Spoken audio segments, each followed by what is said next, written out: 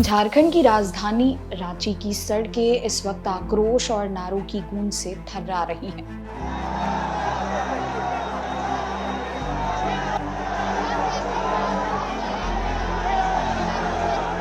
हक की लड़ाई लड़ रहे छात्रों का सब्र टूट चुका है। प्रदर्शन उग्र है और विधानसभा घेराव की तस्वीरों ने राज्य की राजनीति में भूचाल ला दिया है।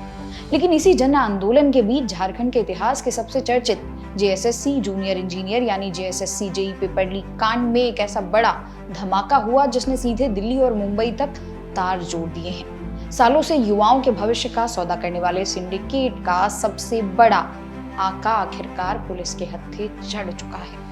कहानी की शुरुआत होती है 3 जुलाई 2022 से, जब जेएसएससी के कनीय अभियंता के 1279 पदों के लिए परीक्षा आयोजित की गई। लाखों युवाओं की आंखों में सरकारी नौकरी का सपना था, लेकिन पहली पाली की परीक्षा की घंटी बजने से पहले ही सोशल मीडिया पर पर्चे की उत्तरमाला तैरने लगी। जांच में जब एसआईटी ने पर्चे उधेड़ना शुरू किया तो सामने आई एक खौफनाक और शातिराना साजिश, जिसने पूरे सिस्टम की कलई खोलकर रख दी। पता चला कि परीक्षा से ठीक एक रात पहले बिहार की राजधानी पटना के एक गुप्त सेफ हाउस में दर्जनों अभ्यर्थियों को जुटाया गया। वहां पूरी रात मोबाइल जब्त रखकर अभ्यर्थियों को रटवाए गए थे परीक्षा में आने वाले एक एक प्रश्न।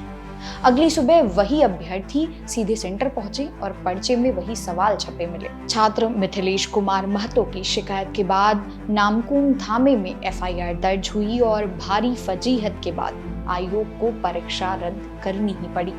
आखिर इस पूरे रैकेट का मास्टरमाइंड था कौन? जांच एजेंसियों की नजर गई उस एजेंसी पर जिसे जेएसएससी ने परीक्षा कराने का ठेका दिया था, नई दिल्ली की बाइंसिस टेक्नोलॉजी प्राइवेट लिमिटेड। एजेंसी का मुख्य निदेशक अरुण कुमार, जो बिहार के नालंदा जिले के चिकसौरा का रहने वाला है, इस पूरे खेल का असली सूत्रधार निकला। पर्चा लीक होने के बाद अरुण कुमार अपनी लोकेशन बदल बदल कर पुलिस को छकाता रहा। कभी दिल्ली, कभी पटना, तो कभी किसी अज्ञात ठिकाने पर छुपता रहा। लेकिन रांची पुलिस की एसआईटी की नजर से बचना आसान नहीं था। डिजिटल सर्विलांस और साइबर ट्रैकिंग के जाल में अरुण कुमार मुंबई के एक ठिकाने से धर दबोचा गया। एसआईटी ने उसे दबोचा, रांची लाया, अदालत में पेश किया और सीधा सलाखों के पीछे जेल भेज दिया। इस हाई प्रोफाइल रैकेट में अरुण कुमार अकेला नहीं था। बाइंसिस टेक्नोलॉजी और पेपर लीक सिंडिकेट ने मिलकर युवाओं के सपनों का सौदा किया था। एसआईटी इस मामले में पहले ही 5 बड़े किरदारों को जेल की हवा खिला चुकी थी। रंजीत मंडल, जो परीक्षार्थी होने के साथ साथ इस सिंडिकेट का मुख्य अभियुक्त था। कृष्ण कुमार, परीक्षा एजेंसी बाइंसिस टेक्नोलॉजी का सीनियर मैनेजर, जिसने अंदर की चाबी चोरों को सौंपी।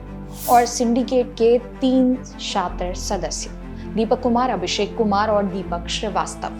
कंपनी के सीनियर मैनेजर से लेकर मुख्य निदेशक तक की गिरफ्तारी ये साबित करती है कि ये कोई मामूली लीक नहीं, बल्कि आधिकारिक स्तर पर रची गई एक गहरी साजिश थी। झारखंड में इस समय एक तरफ जेपीएससी के पूर्व चेयरमैन की गिरफ्तारी और दूसरी तरफ जेएसएससी जेई पर्चा लीक के इस आका का हत्थे चढ़ना यह साफ संदेश देता है, अब जांच की आंच सिर्फ छोटे मोहरों तक सीमित नहीं रहेगी, बल्कि युवाओं के भविष्य से खिलवाड़ करने वाली आउटसोर्सिंग कंपनियों के शेयर्स दफ्तरों को भी बेनकाब किया जाएगा।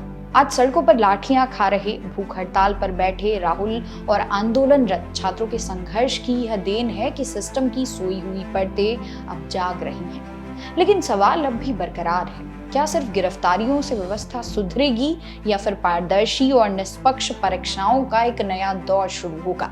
झारखंड का युवा आज भी सड़कों पर खड़ा होकर यही पूछ रहा है। इस पूरे मामले पर आपकी क्या राय है? कमेंट सेक्शन में जरूर बताइएगा। वीडियो पसंद आई हो तो लाइक और शेयर करें। मेरा नाम है मोनाली पांडे, मिलते हैं अगली वीडियो में।